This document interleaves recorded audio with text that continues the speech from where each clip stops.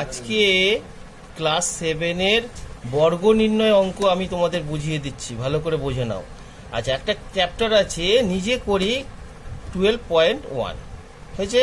আচ্ছা, এর বর্গ নির্ণয়ের আগে ফর্মুলাটা তোমায় জানতে হবে। ধরো আমি a প্লাস বি করলাম, a প্লাস বি হোল স্কোয়ারের সূত্রটা লিখে নাও পাশে, a square plus 2x a b plus B square. Clear?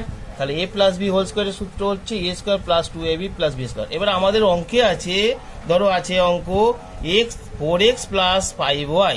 তাহলে এটাকে আমরা বর্গ নির্ণয় যেহেতু বলেছি, তাহলে বর্গ নির্ণয় করে দিলাম।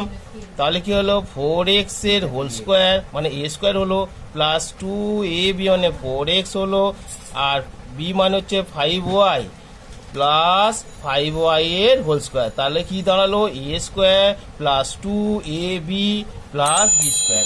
ক্লিয়ার?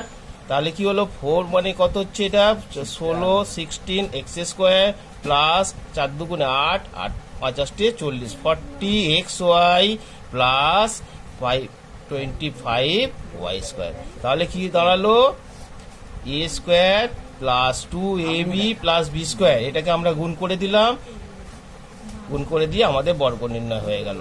তাহলে পরিষ্কার হলো ব্যাপারটা, বুঝতে পারলে? এইভাবে তোমরা সব অঙ্কগুলো, বর্গ নির্ণয় অঙ্কগুলো করবে।